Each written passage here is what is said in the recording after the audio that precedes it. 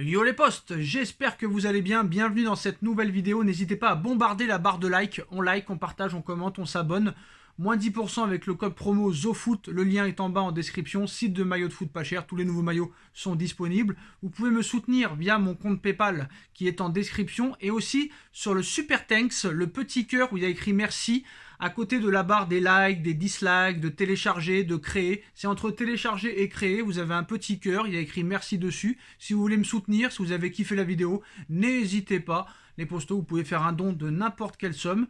Vous voulez le faire, vous le faites. Vous voulez pas le faire, vous le faites pas. Vous pouvez aussi me soutenir en regardant les pubs gratuitement. Ça fait toujours plaisir, les postos. Alors on commence avec Nasser Al-Khelaifi. Est-ce que Nasser Al-Khelaifi, qui est en pleine tempête médiatique, va réussir à s'en sortir? On sait qu'il y a eu beaucoup de choses qui ont été dites sur Nasser Al-Khelaifi depuis plus de 10 ans maintenant, des affaires de corruption, des affaires d'argent, des affaires d'influence, mais à l'arrivée, le président du Paris Saint-Germain s'en est toujours sorti. Va-t-il encore s'en sortir? A-t-il un plan, très clairement, pour chasser toutes ces polémiques qui sont autour de lui? Mais d'après une source en interne, Nasser Al-Khelaifi serait épuisé depuis une semaine. Alors pour l'instant, c'est silence radio, il est muet.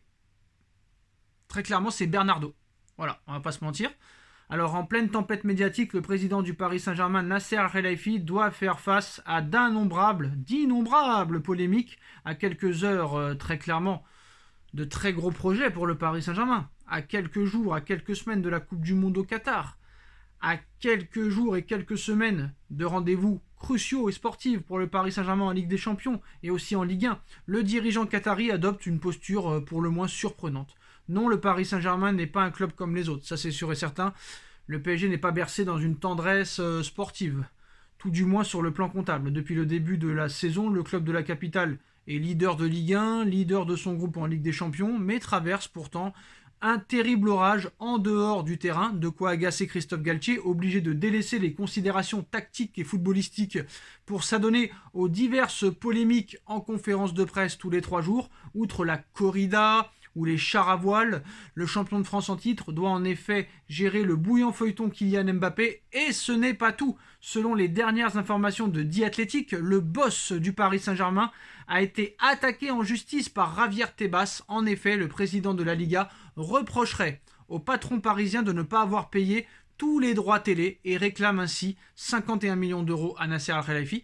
Pour rappel, Nasser Al-Khelaifi dirige également le groupe Beansport, détenteur des droits de la Liga espagnole dans plus de 30 pays à travers le monde.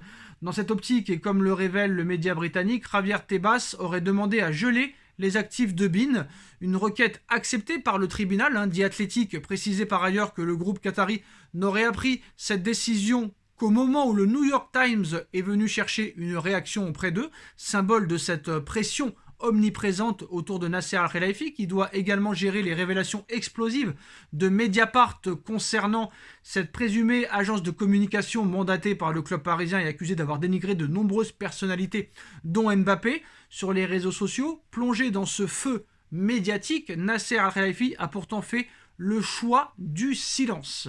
Voilà. Présent dans le carré VIP du Parc des Princes lors de la réception du Benfica Lisbonne, le président du club de la capitale, habituellement discret, est apparu serein, sans un mot. L'homme fort du Paris Saint-Germain a ainsi l'intention de montrer que rien ne l'atteint. Mais au siège de Boulogne-Billancourt, ce vendredi, Nasser Al-Khelaifi s'est par ailleurs rendu à Poissy un peu plus tôt dans la semaine pour voir l'avancement des travaux du futur centre d'entraînement du PSG. Bon, là, le patron qatarien n'en reste pas moins épuisé. Selon les dires d'un de ses plus proches collaborateurs, le président est épuisé depuis une semaine, car les rumeurs sont incessantes, mais aussi de plus en plus folles.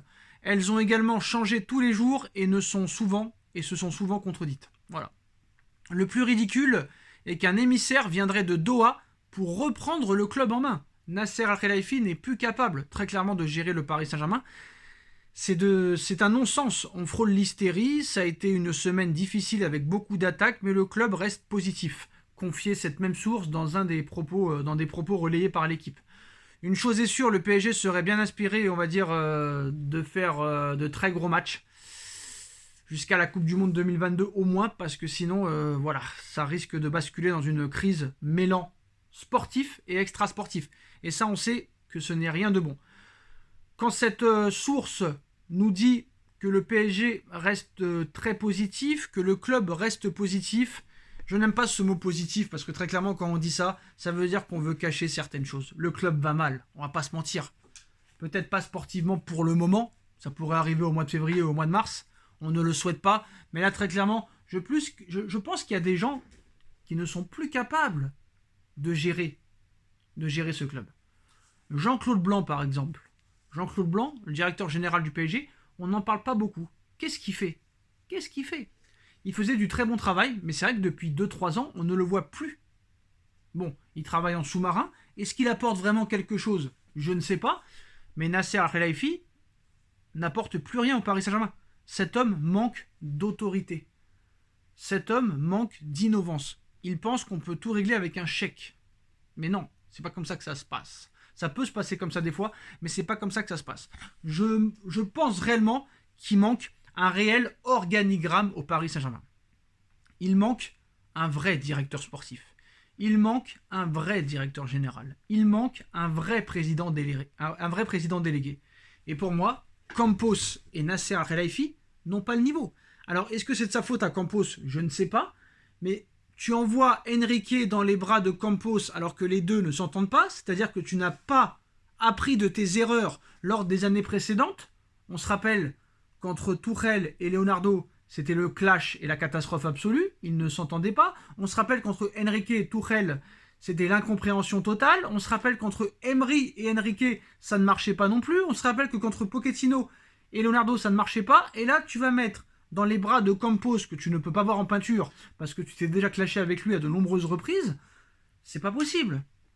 Tu ne peux pas travailler sereinement. Tu ne peux pas travailler tranquillement. Et on a pu le voir pendant ce mercato qui a été quand même raté. On va pas se mentir. Maintenant, il y a un mercato hivernal. Il va falloir que tout le monde se bouge un petit peu les fesses pour pouvoir renforcer cette équipe. Mais voilà, il manque un vrai organigramme. Ça fait des années qu'on le dit. Mbappé le sait. Peut-être que Léo Messi le sait. Je suis sûr que Marco Verratti et Marquinhos le savent aussi. Il manque un vrai organigramme. Très clairement. Peut-être faudrait faire revenir des anciens joueurs, des anciennes gloires qui connaissent le Paris Saint-Germain, comme le bout de leur poche. Là, réellement, ce n'est pas le cas. Très clairement, ce n'est pas le cas. La plupart des joueurs, la plupart des joueurs, 60 à 75% des joueurs du Paris Saint-Germain sont là strictement pour l'argent. Et malgré ça, ils ne restent pas professionnels. C'est-à-dire qu'une petite remontada, une petite défaite en Ligue des Champions, les mecs ne s'en remettent pas. Je pense que Verratti ne s'est jamais remis de cette défaite, par exemple, en 2017, comme Marquinhos. Mbappé, peut-être qu'il a aussi, au moment où il doit être décisif, n'y arrive pas, parce qu'il a les démons de Manchester, les démons de Madrid l'année dernière. C'est très compliqué de gérer un club comme le Paris Saint-Germain. Donc maintenant, il va falloir peut-être décider de vraiment faire un changement de A à Z, mais comme je l'ai dit avec Nono, j'ai l'impression que l'aspirateur ne marche pas, et qu'ils n'ont pas envie de le réparer, très clairement. Donc moi je pense que si très clairement le PSG, ça continue comme ça, et que le PSG fait encore une mauvaise saison comme l'année dernière, il faudra peut-être y penser à vendre le club. À vendre le club, s'ils aiment le PSG, à vendre le club à des gens aussi riches qu'eux, et qui savent mieux manager un club que eux. Voilà, très clairement. Voilà.